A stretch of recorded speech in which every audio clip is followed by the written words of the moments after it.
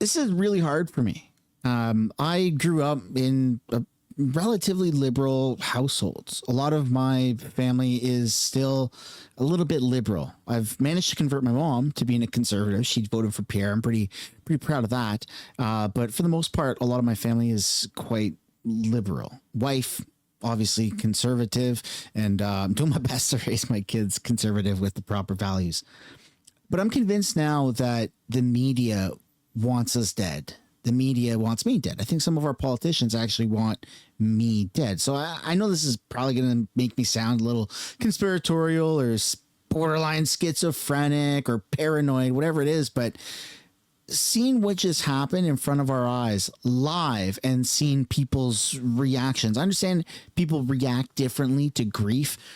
But man, there are some actual psychopaths out there, and the media's reaction to this is like top tier psycho. They can't help themselves. They keep saying, well, Charlie was a far right activist, extremist, far right conservative commentator, ultra, like, what does that even mean, dude? Have you ever seen a Charlie Kirk video?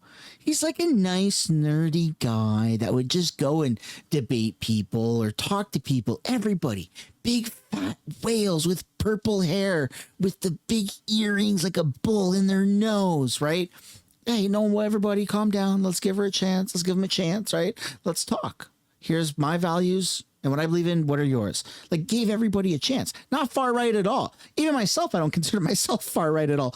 Heck, I even tried giving Mark Carney a chance. Even on camera, I'd say, well, come on, maybe we got to give him a chance, right? He's a new prime minister, new governor of Canada, right? We didn't like Trudeau. We finally got Trudeau out, not the way we wanted, but we got to maybe give Mark Carney a chance, right? Like maybe he can actually get stuff done. It turns out that he can't, so I've now realized that. Thank you. But I'm actually convinced that the media wants people on the right, people who have family values, Christian values, people who believe in two genders, who don't cave into the radical behavior that the woke truly tries to push on people. I think they want us dead. And I'm going to explain why. And I'm going to explain how this is a little frightening for me and my family. Not to compare myself at all or draw parallels to me and Charlie Kirk. Nope, not doing that. But I think they actually want us dead. So let's take a look at some of these news clips because it's scary. It's scary also what's been done to me. Like I've been slandered by my own government in British Columbia, like my own provincial government and media has accused me of being a far right extremist, which is what they keep calling Charlie Kirk, literally moments after he got murdered live on camera. So yeah, it's a little bit of a wake up call to say the least, but let's get into this. Starting off with this clip right here. It's I'm speechless. I'm sad. I'm angry. I'm devastated. I'm empty inside. Still ahead, the latest on the killing of far-right activist Charlie Kirk in the U.S. Investigators have released images of a person of interest. We'll have more on that just ahead here on Far right.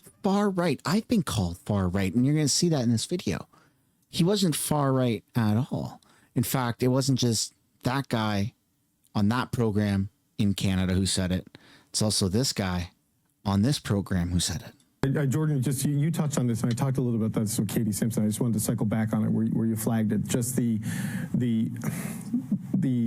inflection point this could be, right? The triggering moment. Sorry, bad choice of words. But we talk about Charlie Kirk because he's well known, politically connected. There was a shooting at a Denver high school today in Colorado, or in a suburb in Denver. Where 3 kids were shot. I mean, the gun problem in America persists, but the issue with someone like Charlie Kirk is that constituency head and what they may do, and how this event could be a flashpoint there. That's right, and of course, I think it's also going to matter a great deal what the president does, and we don't know yet what is going to happen, but.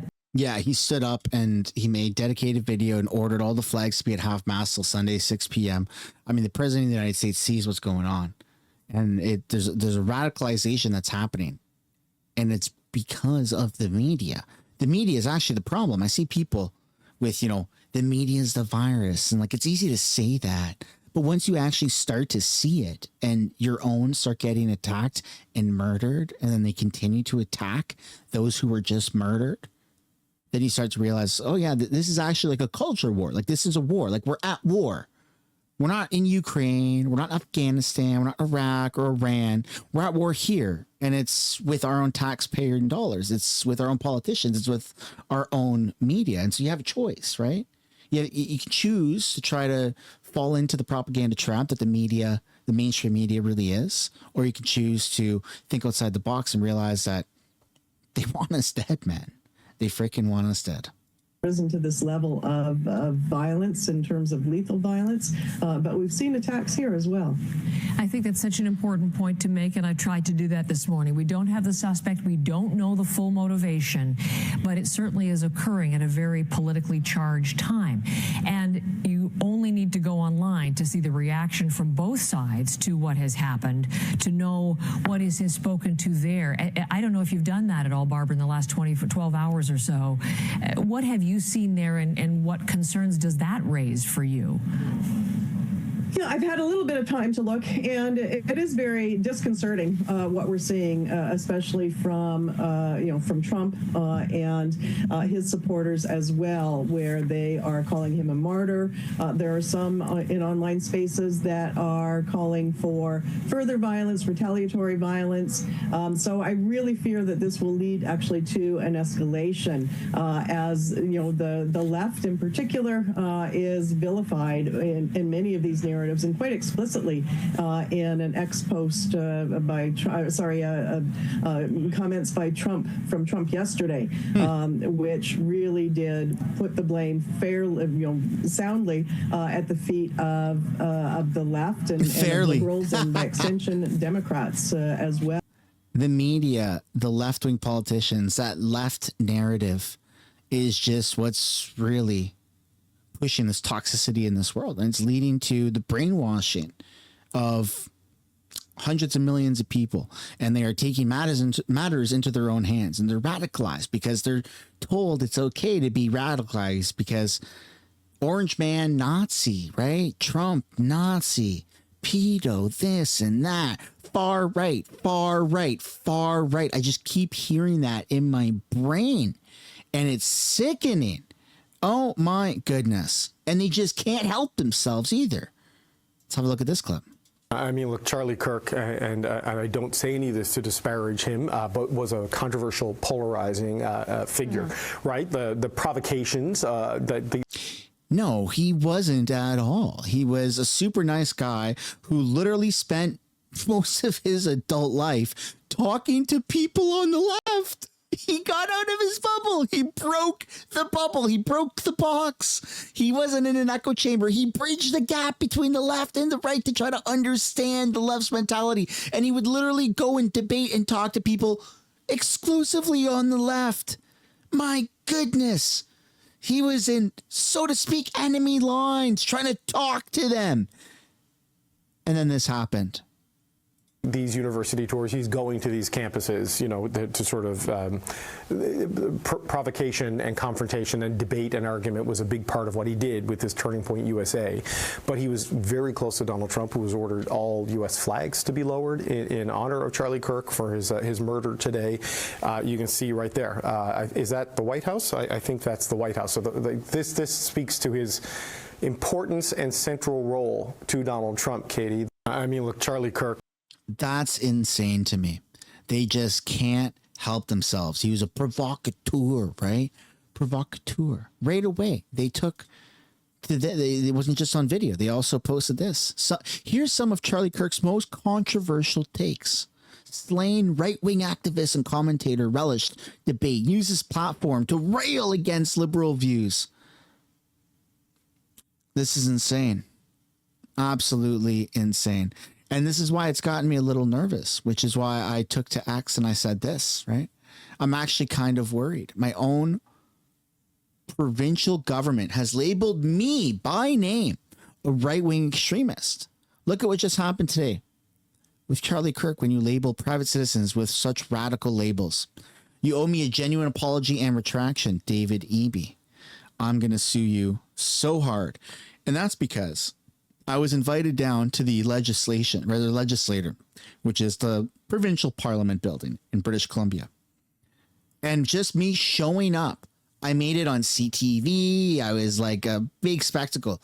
This is ctvnews.ca, by the way. This is like the actual CTV news, forever ingrained, and I'm coming after them. Outcry after BC Conservative invites pro-Trump YouTuber into legislature. Members. The government House leader came to Bailey's defense, pointing the finger at a guest of a Conservative MLA. Prince George resident Jasper Sunshine, popular YouTuber best known as Mr. Sunshine Baby, is with us. He has a strong following online with clear opinions. Look, I'm a huge Trump fan. But his commentary on Ontario's premier put him in the spotlight. The person introduced by this caucus, Honourable Speaker, posted a video that said, "The fat pig Doug Ford in Ontario is ready to cut off the power." Here it is. Fat pig Doug Ford in Ontario is ready to cut off the power, and Liberals are cheering him on. Woo-hoo! And that's not all Mr. Sunshine Baby said about him. The dude has got rabies. He's freaking nuts. Honourable Speaker, does the Leader of the Opposition think it's appropriate? I mean, is there anything that I've said in there that's factually incorrect? I mean, he did threaten to cut off the power, right? And then they've even got the hit piece on me right here. This is what's crazy. CTV News reviewed the YouTube video and confirmed that Jasper Sunshine, who goes by Mr. Sunshine Baby, did make those comments in addition to describing himself as a fan of Trump, calling the Ukrainian president Zelensky a grifter, which we all know it's weird how much money we keep sending Ukraine. In another video earlier in the week, Sunshine rallied against the provincial and federal response to U.S. tariffs, singling out Doug Ford. Said, dude has got rabies. He's freaking nuts. Which absolutely is, again, factually correct. But for some reason, that makes me a far-right YouTuber. It makes me a far-right extremist. Well, I'm not going to stop. I'm actually going to be coming after David Eby with the full force of the law. And, well, there's quite a bit of backing. There's quite a bit of support, I should say, for this. In a recent post, David Eby took to social media. He said, broadcast news is essential to our democracy, holding leaders to account, shining a light on the wrongdoings, and work incredibly hard to deliver the news. Doesn't even matter what he said. I was just waiting for a David Eby post, which I said, you owe me an apology for calling me a radical extremist when I am not. It is irresponsible of you to put a target on my back like that. You want me dead. You made that clear with your disgusting labels. And the radicalization in Canada continues, right? Here you go. Cult Montreal, whatever this is. It's a, I don't know, independent media, left wing, it seems. Charlie Kirk died as he lived, propagating hateful myths about marginalized groups in our society. He was a profiteer of America's increasingly violent culture. You reap what you sow. That is insane. To hell with Charlie Kirk. Charlie Kirk was one of the most sensible people to talk to both sides. It was absolutely incredible. And I'm not the only commentator or YouTuber or person that just posts their opinion online who's afraid of their own safety now. In this article here, this is the ultimate fear, political commentator says after Charlie Kirk shooting. Commentators across the political spectrum were shaken up immediately in the aftermath of the fatal shooting of the right-wing influencer Charlie Kirk at a Utah University campus, with many reacting in real time to have the news as it unfolded on Wednesday. This is the ultimate fear for a political commentator. This is it. This is the thing that you don't want happening. This is the thing that you never want happening, says Hassan Piker, a popular socialist streamer known on his Gaza war advocacy. For the record, there is a shit ton of people celebrating this as well. I am not for obvious reasons, Piker said. This is what a lot of people fantasize happening to me all the effing time, and they will, and they say they will do that to me all the effing time. And that's something that people on the left, I mean, even in Canada, I think there's a someone who used to be a reporter for Global News, Rachel Gilmore, I mean, just locked her account because she's, immediately criticized Charlie Kirk or something of the sorts. And there was some backlash, and then it just spiraled out of control and became fearful for her life and safety and locked down everything. And this is something that is continuously happening with people on the left and the right. People are afraid for their lives. But one common reoccurrence is that the violence, the threats, the shootings, the actual in-person acts of violence is from people on the left. And that's what we're seeing, a rise of hatred from people that are, I mean, quite clearly mentally ill to take the steps from talking online, sharing your opinions, to actually going out and murdering somebody or attempting to murder somebody, which is what we saw with President Donald Trump, right? During his campaign in 2024. And then we just saw with another version of that, which was unfortunately successfully pulled off against Charlie Kirk. And so where does it end? Do people feel safe anymore for journalism, independent media, political commentators? Or is this the new future that we live in? Is this the new reality where people just can't go out in public? People are going to have to maybe start doing faceless YouTube videos so that they never reveal their true identity. Like, is this the world that we're truly trying to live in, where people are just so deranged, where it's encouraged almost by the media through subliminal messaging that it's okay to be radicalized? Because when we look at the right versus the left, if we just clearly make it black and white, the radicalization, the media is going to tell you it's people on the right. The right is so crazy. They're so dangerous. But are they really? Or is this all from the left? Because what I'm seeing with my own eyes is this is all happening from the left, people who are radicalized by the media. And that's what's so dangerous about the world we live in right now. Unfortunately, I don't know how we put an end to it. Defunding the CBC was a step in the right direction. Had Pierre Poilievre won. But obviously, the radicalization of liberal wokeism in Canada continues. And it's probably going to grow. Whereas in America, they are trying to squash it like a bug. So let me know down in the comments what you guys think. Can Canada get rid of the plague? Or is this something that America is going to do and Canada is going to continue being a left-wing loony bin? Let me know where you guys stand on that issue. Thanks for watching. Like and subscribe. I'll see you in another one. Bye.